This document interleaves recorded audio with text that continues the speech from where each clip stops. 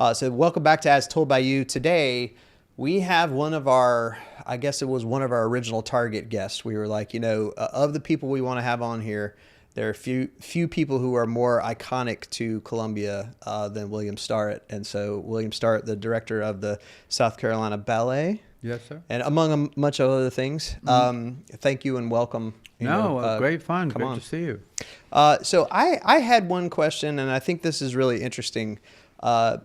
You came today in a relatively conservative suit, which I appreciate. Okay. A lot of the times I've seen you in less conservative suits. We won't say we were disappointed, but we were curious as to, personal brand seems to be very important to you. I have a lot of costumes. Right. Yeah. What I believe is important to dress appropriately. Right.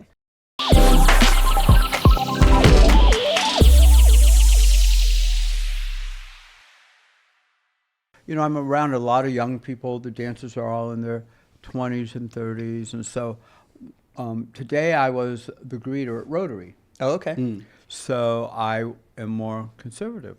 Nice. Yeah. So interesting. It just has to be appropriate for your day, whatever it happens to be. I guess I have a limited wardrobe, so I wear basically the same thing. When we do the podcast in the wintertime, I've had a guest say, "Oh, it's a gray sweater day," because they know I've either got a gray sweater or a brown sweater, and that's pretty much what I've got. I think that since I'm not performing, I think dressing is kind of an artistic expression. Sure. For me. It's fun. It's fulfilling for me. And my mother made clothes when we were growing up. She was a seamstress, too. And so clothes have just always been important. Plus, as the chief choreographer for the ballet company, a lot of people don't know this, but the choreographer is in charge of the entire look. Mm-hmm. So the lighting design, the costumes, in addition to what the steps are. Yeah. And the storytelling. And so, costuming is and the way clothing is just a part of the dance. Yeah. So people don't understand that. Well, I Did you study fashion at all, or is it just something that kind of naturally came to you?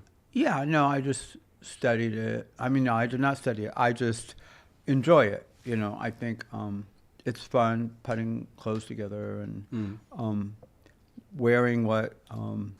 I have to be careful because I'm literally the walking ballet company. Yeah. So when people see me, they immediately affiliate with the ballet company. So it's really important that I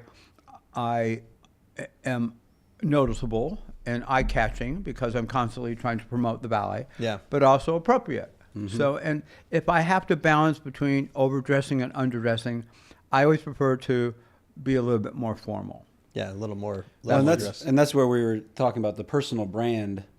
When people see you, they know you, they remember you. Yes. And then they remember the ballet. And then the other part, Bill and Brian, is like, I want people to understand that ballet and dance is a business. Sure. The arts in South Carolina promote $14 billion a year. Right. And so I wear a tie every day to work because I want them to understand that it's serious and that this is business and that, I'm not a flighty artist that doesn't have a mind for the financial and for, being physically responsible. Well, you mentioned the business part of it. So how does the revenue system work for the ballet and the dance academy, and how does that all work together? Well, I am the CEO, so I am uniquely, there's a couple of us in the country, but I'm uniquely the executive director and the artistic director. So I just learned early on that you couldn't spend it if you couldn't earn it. And I never wanted the battle or the fight between the board and the artistic, because the board always sides towards the administrator because they know that more. And they like to pin the frivolous artists that they don't understand, that this is supposed to be the spendthrift and they only are flighty and they just care about the art and not the dollar.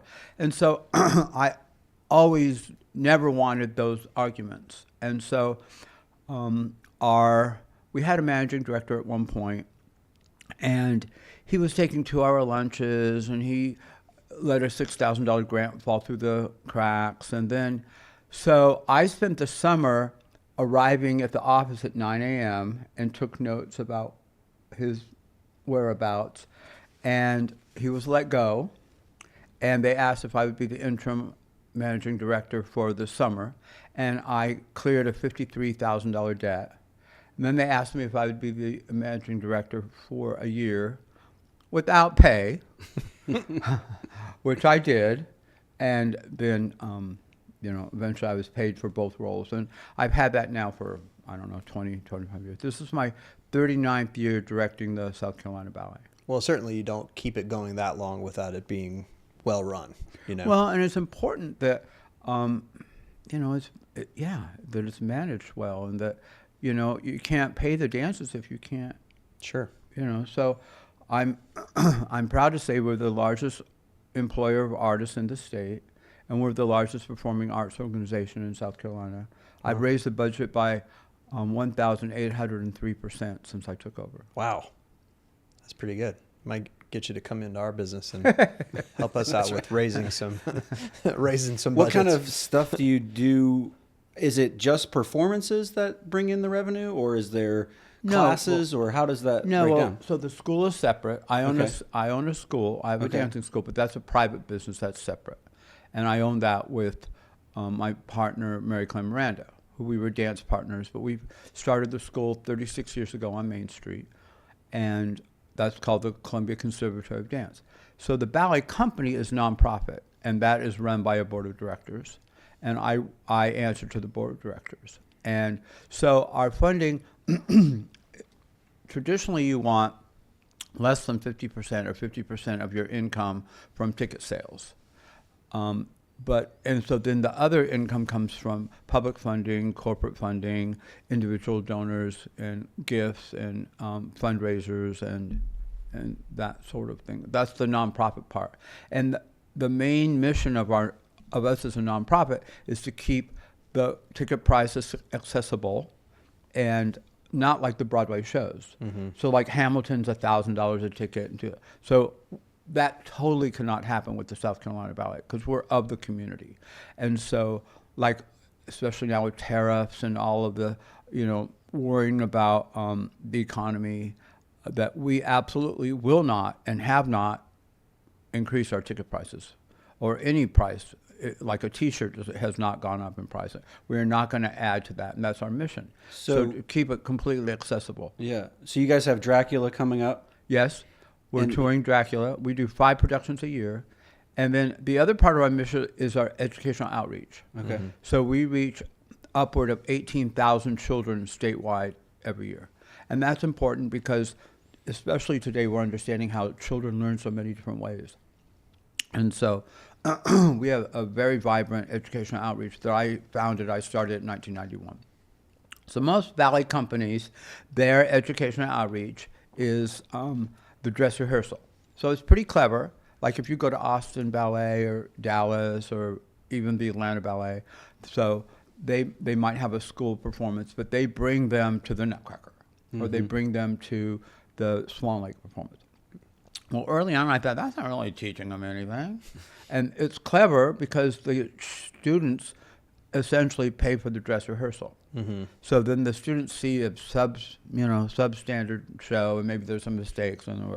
But I never wanted that. So I created so far 26 different educational outreach ballets that are 45 minutes in length, that are really dealing with the topics of today. A lot of it's bullying or science. It's all curriculum driven. It has a teacher's guide. It has and there's question and answer before and afterwards, and it's geared towards the students' attention span. It has music they can relate to, and it's just been hugely successful. So education is incredibly important. It was interesting. I saw a documentary online, and they were like praising the Royal Ballet in London at Covent Garden, and they had an amazing educational outreach experience, and they reached 1,500 students. Wow. In London. In London. Yeah. But I reach 18,000 students a year. In Columbia, which, I mean, the ratios are like well, wildly but out. it's not just Columbia. We're also in Lancaster, Sumter, Savannah, Charleston, throughout the state. So, and that's why the name changed a few years ago. and that's why I changed the name. Yeah, because we had been in 7 states that year. Wow. And we had a lot of confusion about, it was hard to market. You know, we were in Chicago, and it was the Columbia City Ballet of South Carolina. It just took long. Sure. And then that wasn't even the title of the ballet yet. So, Well, some people still think it's the Columbia City Ballet. they do, and it's going to take a Me while to included, change. until Yeah. until just a few weeks ago, I was like, oh, they changed it. Yeah, it's going to take a while. I think this is our third season with the new name, but it's okay. Yeah. You know, as long as they know which one. As long as they call you. Doesn't Yeah, matter. Doesn't matter what they it's call good. you. We're in 14 states. This season is our 65th anniversary.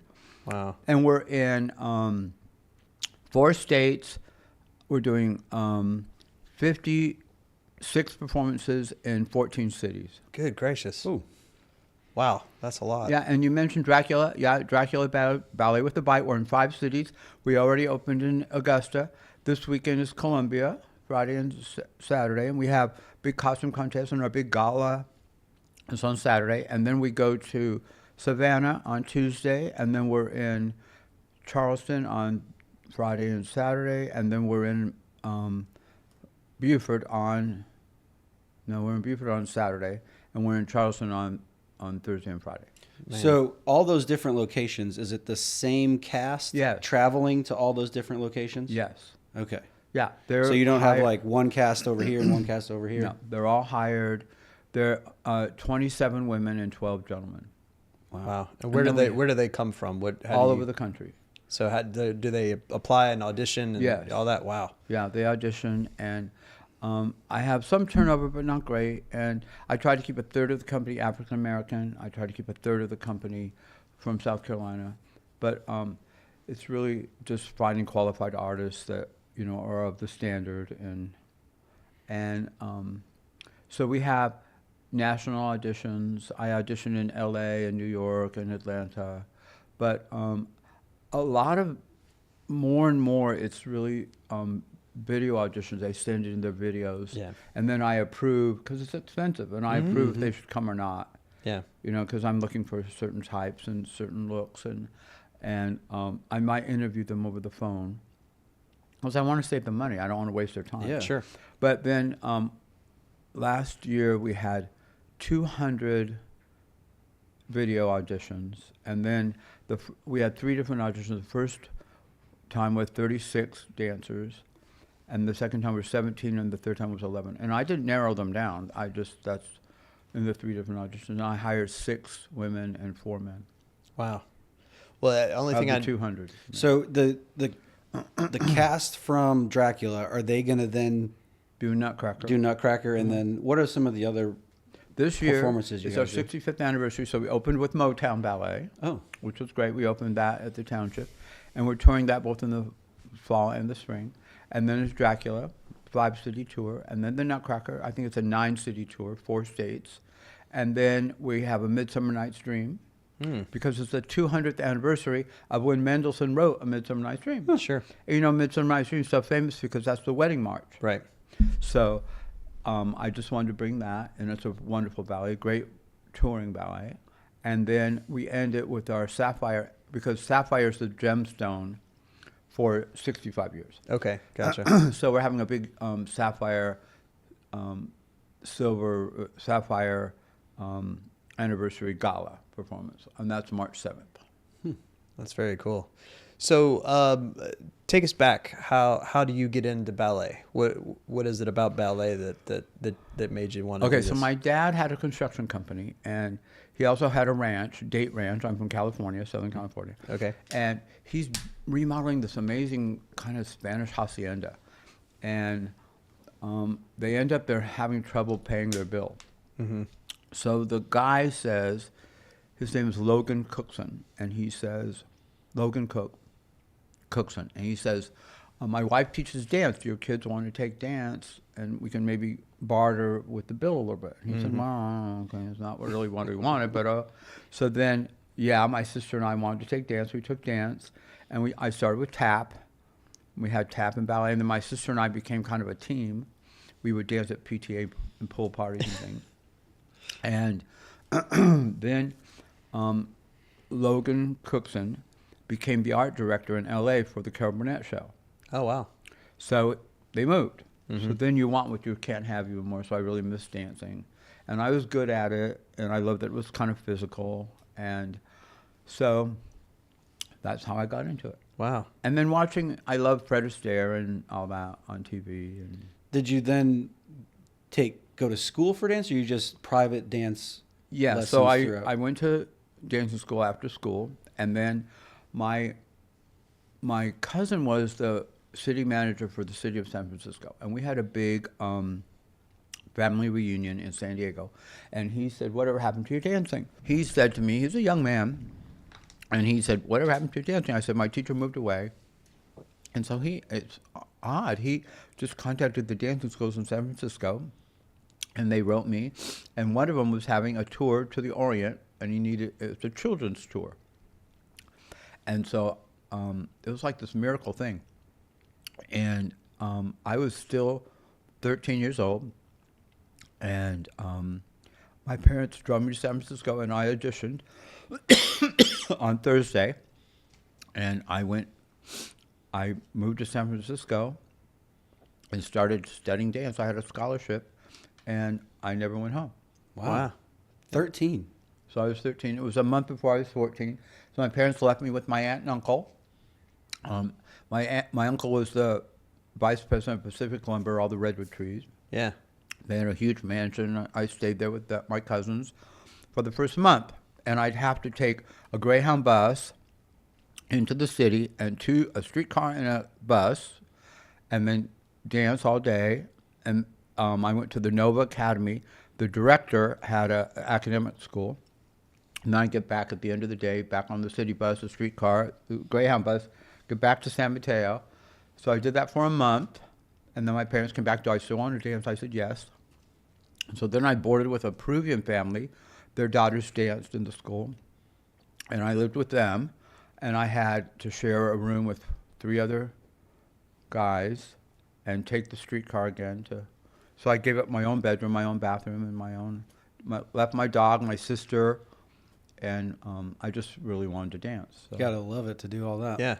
So Yeah. what keeps you excited about it now? I mean, all these years later, That's what a keeps great you question. excited? I think I just really enjoy the creative process, and I think it's bigger than me.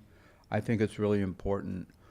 The art form is just really important to me. I think what can be better than bringing music to life through the human spirit and the human body and storytelling. And that what I love about dance in particular is that you get to take your own journey. Mm-hmm. So as much as you want to put into it and see it, you get out of it.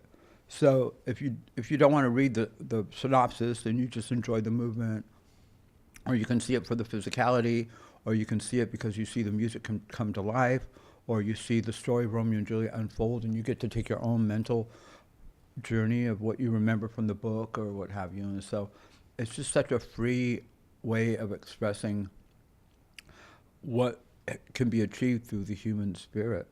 Yeah. You know, that when you think about that, the humans made Tchaikovsky and Ravel and Chopin, and that then these steps come to life, and that is so beautiful. Mm-hmm. And you can tell stories through the human body and the human spirit. It's just kind of beyond perception. It's just so beautiful and so important that it unites us through the art. And then what it's important to me that it's non-combative.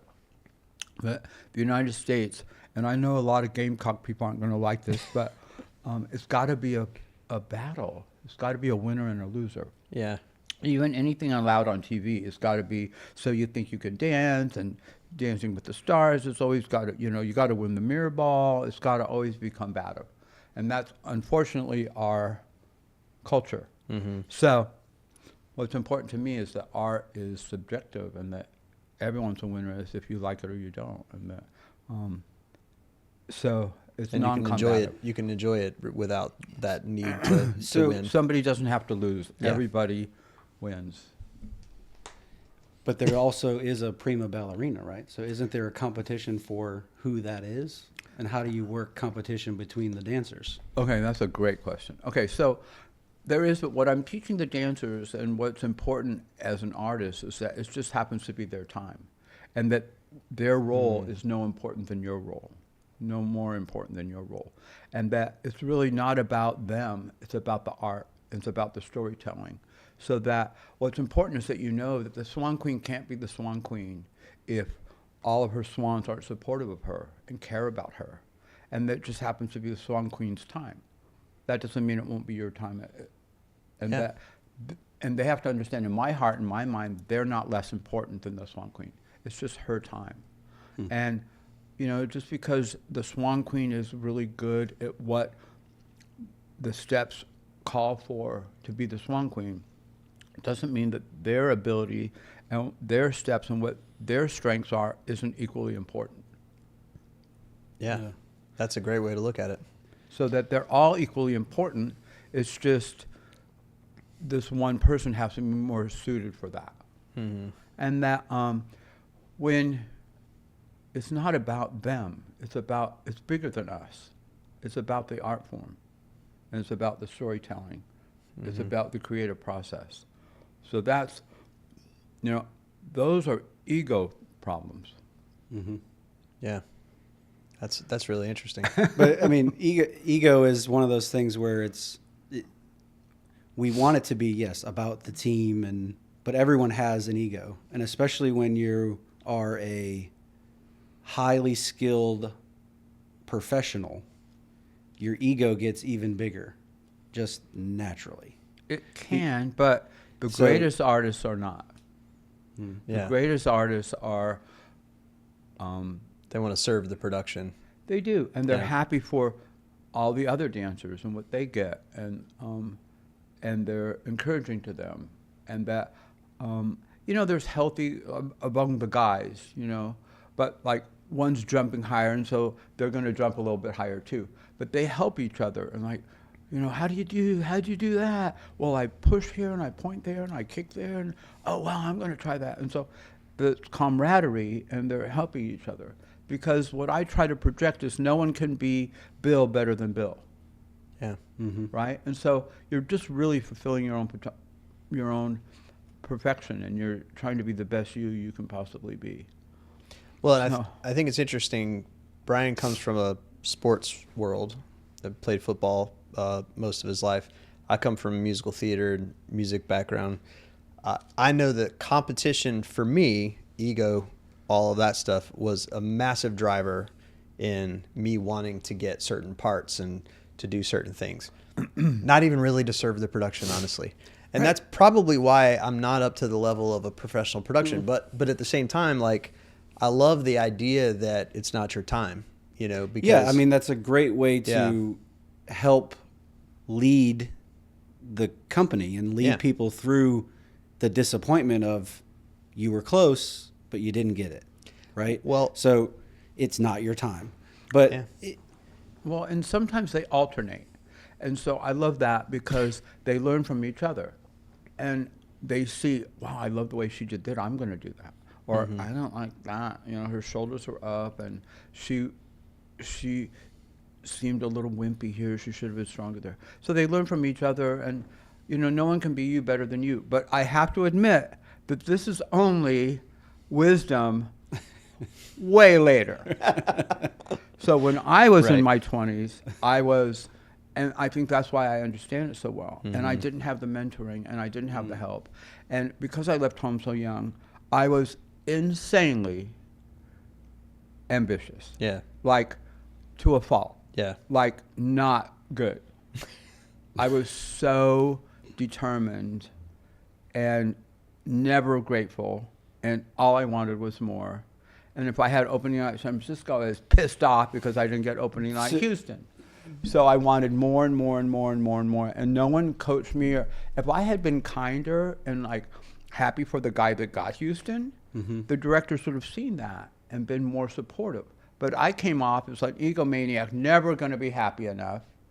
And so I learned that, but I didn't have anyone mentoring me or helping me. how would you suggest balancing the excessive drive that you need to be ultra successful and the release of that competition factor then?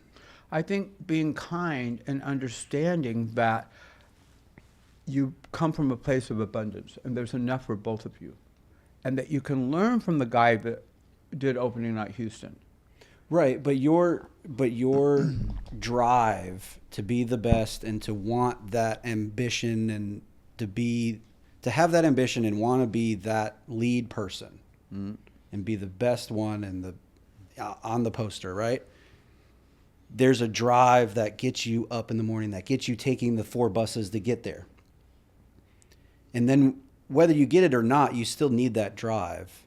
And then when you don't get it, you're saying, okay, it's okay that you don't get it. You got to be supportive, which from the outside is good, but from the person that has put all that effort and energy into it, how do they balance? I think as you get older, you realize to be grateful for the gifts. Yeah. Sure. And that, so I think that you have to just rechannel. So maybe I didn't get opening night Houston, but I got opening night San Francisco. So, okay, I need to concentrate on that San Francisco. Make sure the critics were there. Make sure that I did an amazing job in San Francisco. Make sure that everyone knew that I was going to do San Francisco. So there's other ways to channel the energy rather than being destructive or negative. So On the things you can control. things you can control. And I was insane. I woke up in the morning. I only did, every decision I made was, will this better my career or not? Every move I made, everything I wore, everything I ate, everything I drank, everything I called, anyone I talked to, that was my only motivation, was how it was going to make me. And I am an Olympian. I'm the first ballet Olympian in the United States. All right, you got to tell that story. So You can't drop Olympian into the conversation and not tell that story. Okay, so the first international ballet competition that was held in the United States was held, believe it or not, in Jackson, Mississippi. Okay. And it was held in 1979. And I was dancing for the Joffrey Ballet. Mr. Joffrey was the head judge of the competition. And it was in the off season, it was in the summers in June. And I wanted Mr. Joffrey to see me differently. He didn't see the more medium-sized gentlemen dancing with the women. He saw the tallest guys dancing with the girls. And I was like, I can lift them, I can do it. You know, I'm guesting all over the world with dancing with ballerinas. I've been doing it since I used to be with the American Ballet Theater in the Royal Winnipeg Ballet. And so I wanted him to see me differently. So I said, I'm going to that competition, so he'll see me. So I organized, I paid for it all, went to the competition. It was the first one. There were other competitions in Moscow and Varna, Bulgaria, and Japan, but this was the first one in the United States. And so I competed, and then Mr. Joffrey would not, I was not competing under the Joffrey name. He would not endorse me, that's the word. Yeah.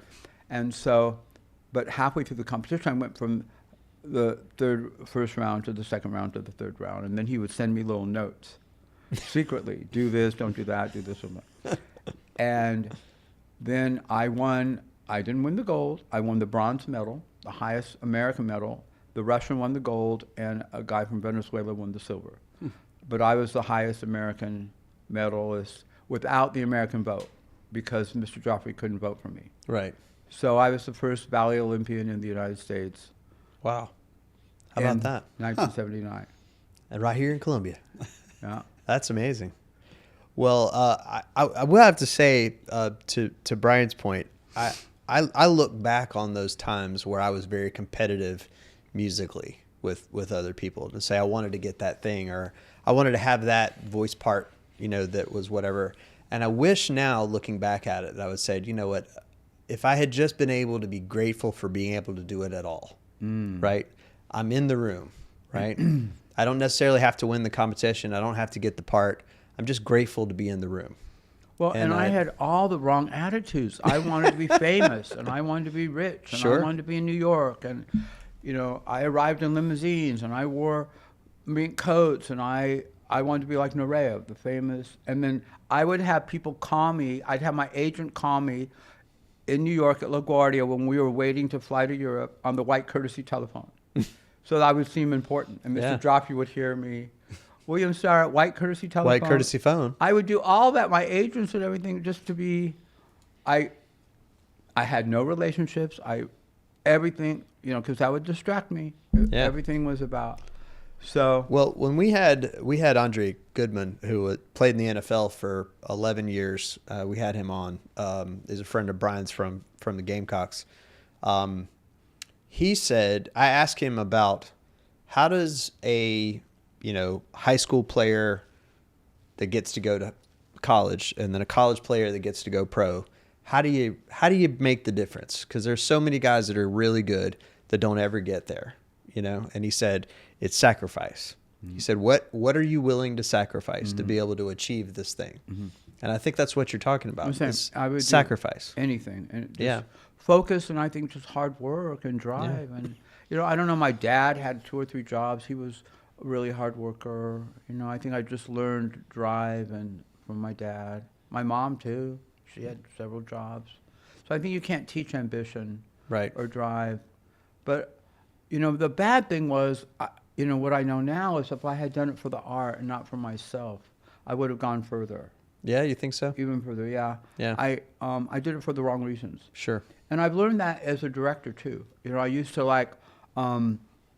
I would call people desperate. I've got to make payroll, and please make this donations, and it doesn't work. Right. It's got to be much, much bigger than us. So we do this, and you want to support the art, and you want to support the South Carolina Ballet because it's important, because it's part of evolving as humanity, and what we remember is the arts. Yeah. So it's much bigger than us. Yeah, that's really cool. Talk about that for a minute, the importance of having a ballet of this type in Columbia. So we're not a volunteer ballet. we pay our dancers. We audition from all over the country. Why is it important to have a ballet like that in Columbia? Well, for the mission to serve our education and to keep things, family entertainment that people can afford, and to employ artists, and it's a great revenue for the community. It's all the dancers get paid, and they live here, and they spend money here, and when people come to the performance, it's a great economic driver. And we pay over $850,000 worth of salaries a year. Wow. That's great. So all that just benefits the community, and it's a positive thing. What my challenge is that Columbia's small to have this caliber of dance company. Mm-hmm. So I've had to create a big touring element. Right. And that's important so that I can have a high caliber of dancer. Dancers want 2 things. They want to get paid, and they want to dance a lot. So that's why we tour so much. Yeah. So we're doing Dracula in Augusta, Columbia, Savannah, Charleston, and Beaufort. Right. And the same with the Nutcracker, because that's how because I get to dance a lot, I can have a higher caliber of dancer. So then the Columbia audiences get to see a really great caliber of dancer, and then they want to come back. So a big deterrent, a big challenge for me is 2 things: the stigma for male dancers. That's incredibly difficult to engage and find male dancers. There's 250 women for every male dancer. Wow. Yeah. So it's a target-rich environment. So do the male dancers get paid more out of supply and demand? Wow. A lot of people would hate to hear if that was the truth. I know. That's why I'm curious. They're so rare. It's so hard to find. Supply and demand would expect that a premier male dancer should get paid more than the premier male or female dancer. Well, because I think the female draws more, though. I imagine the female is more of a star. Well, it depends, because women are primarily our audience. Mm-hmm. Oh, right. Interesting. But women, we're finding on the posters that women relate to women more. And when we have a male dancer on the poster, they respond better if it's a female dancer on the poster. So that's interesting. So the reason I sleep at night, the man, not in the principal soloist roles, they're equal, but in the initial roles coming into the company, the males do make more money than the females because of supply and demand. The reason I sleep at night is because the male dancers are the cavaliers, and they are in charge of their safety. Oh, yeah. So they catch the women, they hold the women up, and then the female dancers are incredibly bright and driven and they are really the backbone of the art. And so when they're a high level and advanced and they have some schlep, not holding them on their leg right and not presenting them clearly and not catching them the right way and hurting them, so they don't want to dance with them. So I have to find a high caliber male dancer that can keep the female dancer safe and present her properly. So not just the available men, but the best of the available men, which is interesting. So that leads me to wonder, is there a... And then the taller male dancers are even more expensive. I bet. But that leads me to wonder, is there a development program or something that is going to get young males into dance? And also, like, is there a program or an outreach program that you could do for male cheerleaders to introduce them to dance when they're in college? Because they're already used to... they would have had to have been into it before college. Yeah, college to be able is too late. Yeah, they would have to be into it in middle school There probably. are in big cities. So in Houston and New York and San Francisco, they have the wherewithal to have major scholarships for male dancers. And in bigger cities, there's, how do I say this diplomatically? They're more educated to understand there's a wider variety of being able to be physical. Mm-hmm. So there, in the larger cities, there's not as much of a stigma. But here in the sports-centric South, it's very difficult. Well, and I would imagine they have to be extremely athletic and extremely strong to be able to do what they're doing. The most famous male dancer, ballet person, Herschel Walker. Yeah. Well, that's not wrong. There's, and I think what's interesting is if you really saw the training process and how physical the female dancers and the male dancers are. So I was trying to explain, like how we maybe try to go to the gym 1 or 3 times a week, right? Well, they have to take a ballet class every day for an hour and a half. So that's just starting their day. Then they train and rehearse for another 6 hours, and then they might take another ballet class. And that's not even on a performance day. So they're concentrating and developing their art and their bodies. How many hours is that? Yeah. That's like 9 hours a day. So they are incredible physical specimens and amazingly in shape. Yeah, that's really interesting. I when I started studying voice, I did not realize how physical they trained us to be. We were on a diet and exercise program. They were, it was very important to them that we kept our bodies in check because the voice depended on the body. And I think I love that description of the ballet, as being a very physical, strength based thing. It is, and I think they're trained to music, so that not only are they have to be so smart. Ballet dancers are so crazy smart. So their class every day is different. Every step is different and new. They have to memorize it instantly. So they're practicing memorizing steps all day long, and they have to retain that memorizing. And then they have to we work and train them to show no effort. They cannot. Right.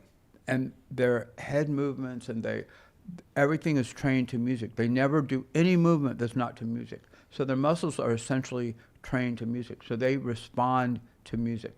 Ballet dancers are living human musical instruments. They are human art. They are human music. They really cool. bring the music to life through their hearts, their minds, their souls, their brains, their bodies. Wow. So I think it's very interesting that y'all will fill the Koger Center in a similar way that Hamilton and Wicked and whoever else Hadestown, whatever, comes to the Koger Center and fills it. What do you attribute that to? Is that longevity? Is that people in Columbia looking for an event? Tell me about why do you feel like you can fill up the Koger Center in the way that you do for your special productions? I think it's reputation. I think, it's my 39th year. The company's 65 years old. And I think a lot of people have talked about how great it is and that they come and it just has a reputation. They say, I hear every performance is going to be great. We never want to miss it. We're always surprised. It feels like a Broadway show. It's high-level entertainment, and it's, they're never disappointed. I think we've just built the reputation over the years that, we're so fortunate. Yeah.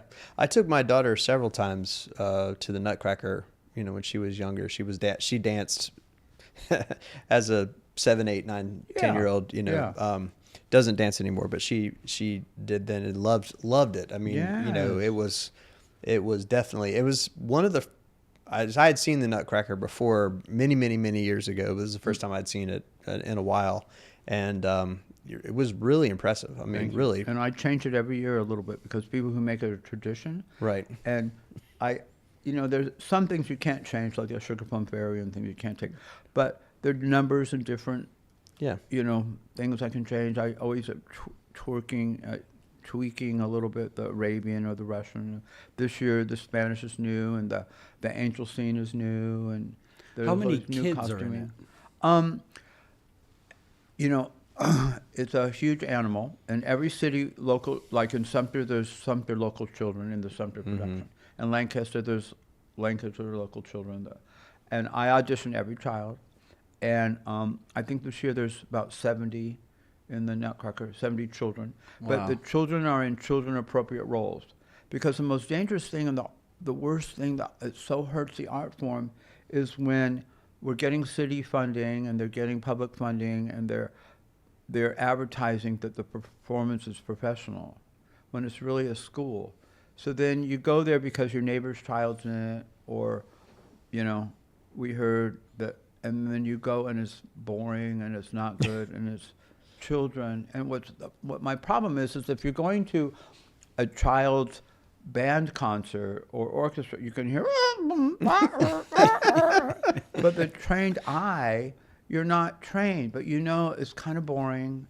Wasn't that great? They were okay. They made it through. Yeah, that is not the mission, and so you want to be really careful, and it's hard for me politically because I want to be supportive of everyone, but we are the only fully professional ballet company in the state of South Carolina. Yeah. And for 65 years, I've been doing it 39 years.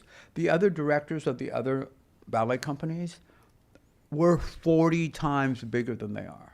And they are directed by non-ballet people. Two of them are mothers that their children used to dance, and another one is a costume designer that used to be a maitre d' in a restaurant. And they're running the other ballet companies that compete with us. Right. So bless their hearts, they're terrific. But what I have a problem with is putting that out to the community that's a wonderful professional dance. Because they are not. I am the only one that came up through a professional ballet company, moved here from Manhattan, and anyway, so that's what's frustrating for me. No, I get that. And then people go, and it's horrible, and then they don't want to come back. And then dads are like, ballet, I'm going to the football game. Yeah. And so that's another big, and that's probably not a popular thing for me to say. Well, I mean, yeah, but if it's real. It's the truth. Yeah, if it's real, then that's the important thing. So the, I just blanked on my thought. Well, I had a question. So I've recognized that you have relatively famous people dance with y'all. Grant Show is the one that I recognize the most because I used to watch Melrose Place. Tell me about your connection to these folks. Are these folks that are just auditioning for you, or do you have personal relationships with these folks that you bring in? I just have personal relationships. So Grant Show's wife, Kathleen Nasser, just won an Emmy from The Pit. Okay. We've been friends for years. She was married to Dennis Hopper. Okay. So when I used to dance for Ballet West in Salt Lake City, she was training there, and we became great friends. And she was in town with Dennis Hopper, and she didn't tell me. She said, we're so tired of, they were doing a movie, and she was the film director, or the art director, and she said, William, we're in Columbia. I said, we'll come to dinner. And she said, it's okay if I bring my husband? I said, sure, bring him. She didn't tell me it was, right? Yeah. So, It's a little detail that you'd want to drop into Well, to right. the planning process. so we've been friends for years. She was also married to, so now she's married to Grant Cho. She was married to, why am I blanking? Third Rock from the Sun, Stewart, Oh, French French Stewart. Stewart. Yep. I went to their wedding. I went to all the weddings, and so we've been friends for years. And they were filming in Atlanta, and great friends with Grant. And Grant wanted to audition for some Broadway things, and he said this would be great stage time, and I practiced and to be Count Dracula, and so Yeah. I got him, and So he's Count Dracula in the not this year. Not this year. Okay. He was a couple years ago. Right. They're back in L.A. now because she's filming The Pit. Right. We've just been friends for years. Yeah. And Watched the first 2 episodes of The Pit, and I got distracted on something else. And now that it won an Emmy, I got to go back and and she's finish really it up. good in it Yeah. too. Really great. It's a really good series. I love the I'll have to medical look for it. procedural, so it's a very good show. So I made a lot of connections when I was in New York. I just I can do a slam bam of a bunch of name dropping if you want. Yeah. Have you ever been to Studio 54?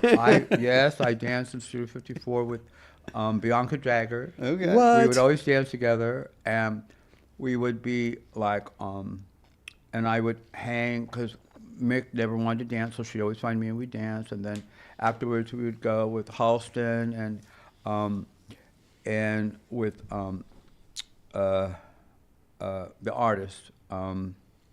Prince. No, no, not Prince. Formerly, no. No. the artist. Soup cans. Andy Hall. Andy Hall. So we'd be like, she'd say, okay, we're going to meet here. We'd go for breakfast the next morning, 8 o'clock. And because we'd be at Studio 54 all night. And then she would tell the address where we're going to meet. Okay, we'll go there. And then we're going. And then she said, well, here we're going to. I said, that's not where you told Andy. He said, we're not meeting there. And she would ditch Andy Warhol. Nice. So Because if you're friends with Andy Warhol, you're Yeah. like Andy. yeah, You're like, oh, he's late again. yeah, well, he's kind of a hanger-on. Yeah. Yeah. You're not thinking about him as being the legendary Andy Warhol. You're like, there's Andy who's delaying our breakfast Yeah. again. Yeah. Yeah. That makes sense. And then I performed at Carnegie Hall with Patti LaBelle. Wow. So I did this greeting card series about Charlie Chaplin. Okay. And I took on the role of Charlie Chaplin, but kind of a little sexy. Okay. And it went national card series. And then it was a birthday card, a New Year's Eve card, and an Easter card or something like that, maybe a Christmas card. And then Patti LaBelle was picking up photographs from that photographer.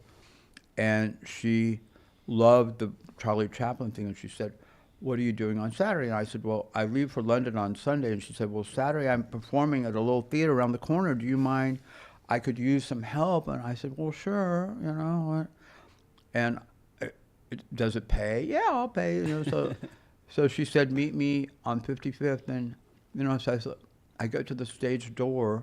And I said, well, what do you want me to do? Just be Charlie Chaplin. Just, come and I'm a singer. I'm just going to sing and you'll be on the... I'm okay. I'm like 20. I'm like 22 or something. Ridiculous, So I get to the stage door. It's Carnegie Hall. She didn't tell me God. that part. That's hilarious. I think she paid me $200.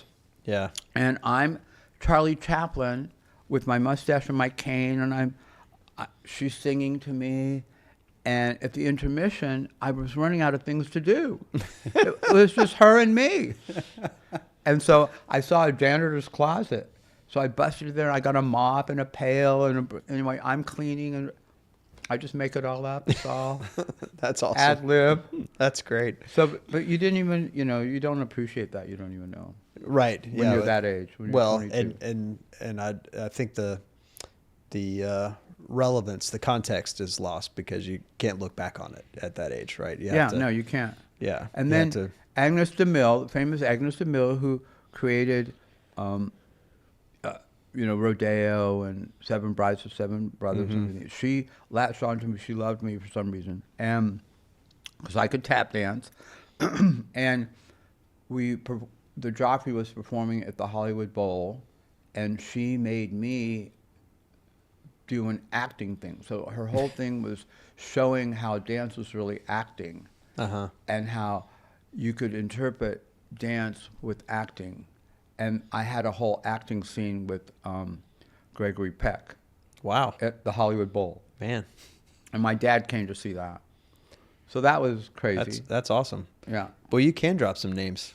So I don't think I've heard Warhol or any of those names on this couch at this point. So that's pretty good, you know.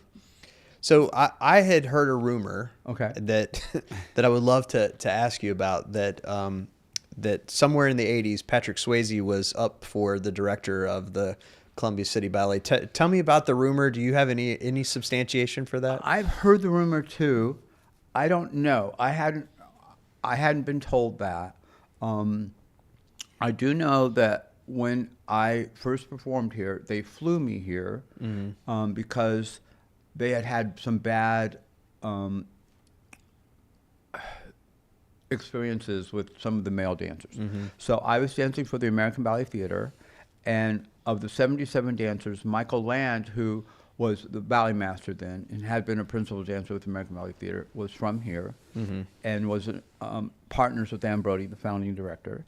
And he picked me to come to Columbia, and they just flew me here to meet me and to see me dance. And then I danced Oberon in A Midsummer Night's Dream in 1977 at Dreher High School, and they made the janitor's closet into a special dressing room for me.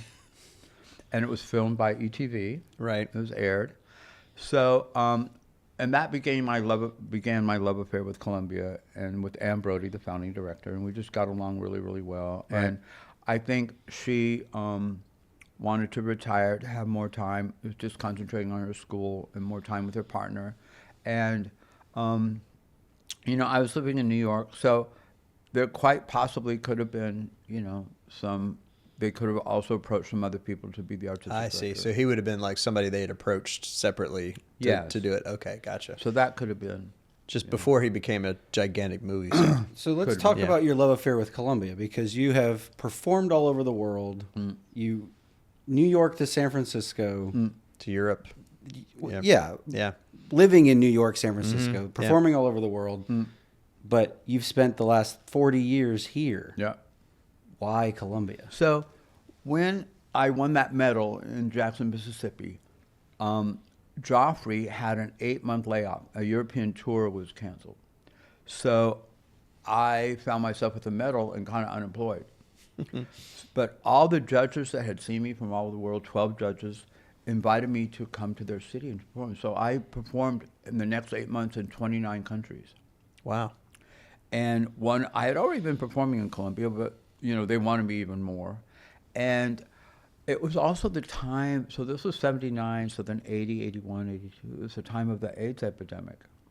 And so, you know, so many of my friends were dying in New York, and it seemed dangerous in New York. And I didn't live anywhere for 3 years, and it was really hard to have a relationship, or I kind of just wanted to settle down. And so Columbia was a place I could hang my hat. They guaranteed me 21 weeks of work, and I could still freelance and guest. And so I became the associate director for 1 year, and I assisted Ann Brody, and then she retired. I became the full director in '86. But the 10 years I had come, I just saw the potential that Ann Brody had established, that it was more popular to be in the ballet company than be a cheerleader. And that I thought was really impressive. And she just had such passion for the dance, and just, it was just, and Columbia's beautiful, you know, coming from Manhattan, you know, the trees and the greenery, and people are so kind here. And so that was, you know, really intriguing for me. And I could see the potential. If I would become the artistic director, it was the capital of, there are only 50 states, and I'd be the director of the capital of one of them. And so I was a little bit naive about, you know, funding and, you know, the sports-centric part of things. And, but, you know, we're being embraced, so it's been working. Well, you seem to have found a good way to do it, whatever that is. Well, I think it's important to know your audience and know your public. Sure. And know how to market. That's one of the first things Ann Brody taught me. She said, don't bring your highfalutin New York ideas here. We're not interested in any of that. And what I learned was, even in our market, I have to market so completely different to Charleston than I do to Columbia. And certainly Savannah than I do to Columbia. And Sumter different than, you know. How so? They just have different ways of gathering the information and different ways of what they want to hear and different ways of programming. Like in Florence and even in Augusta, they like the more classical works. Columbia is a little bit more open to avant-garde and different kinds of things. And Charleston's open, hungry, starving for anything. They are an amazing audience. And so... Yeah, because there's so much in Charleston, and so they're looking for that good solid stuff. Well, William, this has been really great. Thank you so much for coming on, and we appreciate the time to talk to you. I would love to ask you 5 questions about favorite things of yours as a close to our podcast. Okay. Okay. So I am fascinated with what kind of music do you listen to? What's your favorite kind of music to listen to? Wow. Well, I have so many different kinds of music. I love listening to current music. Mm-hmm. So like right now I'm really into, but I love classical music, like Chopin and Tchaikovsky too. Sure. But right now I'm really into Sabrina Carpenter and Benson Boone. Oh, okay. So that's... I love Benson Boone's voice. Me I mean, too. I haven't really dove into the music very much, but I love his and voice. I was all into Harry Styles. Okay. And my idol is the typical cliche is Cher. But nice. Can't help it. Cher's not a bad one. All right, so favorite movie. Wow. Favorite movie. I love The English Patient. Okay. I mean, that's really hard. I hated Titanic. Favorite movies. I love this movie with Katharine Hepburn called Summertime. Okay. I don't know that one. She's a teacher and she goes to Venice. And it's a beautiful love story. It's really romantic. Awesome. So favorite sitcom. Oh, wow. Favorite sitcom. Take you out of your comfort zone. Wow. I love Schitt's Creek. Oh, wow. Oh, yeah, that's a okay. good one. That was great. That got me through COVID. Yep. I love that. That's one of the few that I've seen every episode 3 times. Yeah. I watched it all the way through 3 times. That one, so great. that one in The Office and Scrubs, I've watched 3 times. You know the other one, I don't know if you're familiar, it's called Mom. No. I've heard of that one. It is hysterical. Okay. Oh my God, it's really, really funny. I have to resist watching Schitt's Creek again, like every couple of weeks. It's like, because it comes up on my TikTok, I'll start to see clips and I'll be like, crap, I need to go watch it again. Mom has to do with being in recovery. Okay.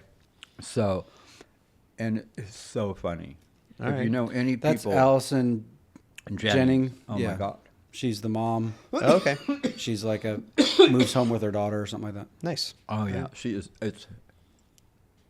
you will die laughing. It's really, really good. Nice. That's great. Favorite season of the year? Summer. Okay. I don't even have to say. I love hot weather. We find that anyone who's not from South Carolina loves summer. I love it hot. Like those of us that grew up here, we like fall or spring. Well, I grew up in Palm Springs, so Right. it's dry heat. Right. But it feels really good to me. And then I lived in Winnipeg in Canada, and New York City is so cold. I just hate the cold. Oh, yeah. Yeah. Hate it. So I love South Carolina. I love the hot weather. All right. This is the last one. Last one. Last one. I've been counting. What would your last meal be on death row? What would you eat on death row as your last meal? Oh my Lord. So I'm ridiculous about eating because I'm a vegan. Okay. And I don't drink coffee. I don't drink alcohol. I don't eat dairy. This is the diet we were talking about. I know. The sacrifices you have to make. That's right. So what would I eat? I don't know. But then you're on death row, so you can eat whatever you want because Yeah, health that's is right. no It's longer like a problem. almost over, Yeah, so what the yeah, hell? that's right. Probably lobster. Okay. Lobster and baked potato. And I love this cake. It's like a chocolate fudge caramel cake. All right. I love that. That So does sound good. We've asked that question to a lot of people, and the philosophy sometimes is if I have a big enough meal, it'll take me a really long time to eat it, which will delay my execution. Yeah, okay, so- that's good. I'd rather just get it over with. Yeah, yeah. Just a quick meal and let's get it over with. Yeah, it's like, okay, well, let's go on the next chapter. We'll turn the page. Yep. Well, on that note, William, thank you so much for being here. This was really great to have you. Well, thank you. Thank It's a you. lot of fun. You made it really easy, and I told you I could talk about ballet all the No, time. that's so. awesome. But don't ask any question you don't know the answer to. So Well. that's the important thing. Well, thank you so much for doing this. Thank you.